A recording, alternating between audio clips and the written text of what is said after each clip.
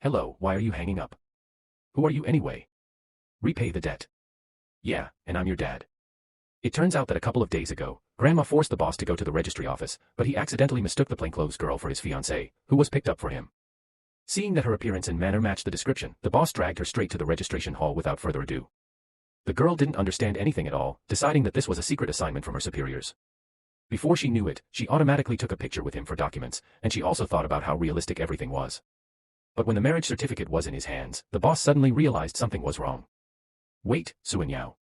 Who is Suanyao? Who is it anyway? It was only then that he realized he had mistaken the girl. He immediately began waving a piece of paper and demanding a divorce. But the registry office staff said that according to the law it is necessary to wait a month for reconciliation. The girl immediately woke up, she really just got married by mistake. And then, as luck would have it, her boss calls and urgently calls her to the base. There was nothing to do, they quickly exchanged numbers, and she ran off like a bullet on business. And the boss was left standing in complete shock.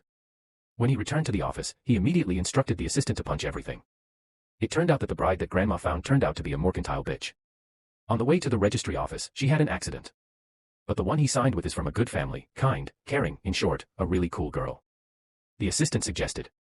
Since we're married, why not try to chat? What if a spark slips?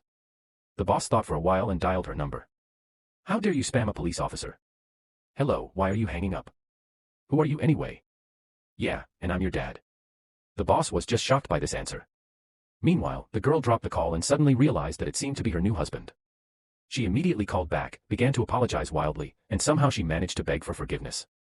The boss didn't give a damn.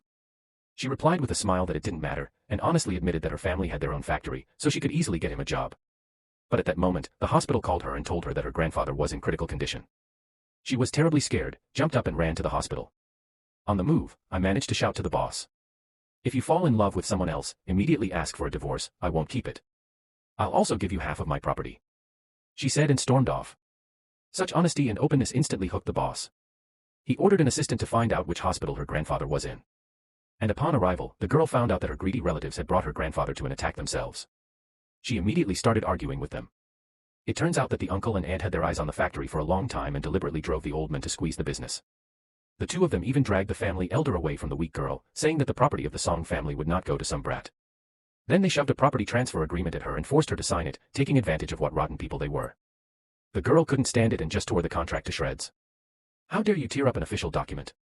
She tore it up and tore it up, so what? First of all, Grandpa is still alive. And even if he had died, I would never have given the inheritance to others anyway. The elder immediately started threatening.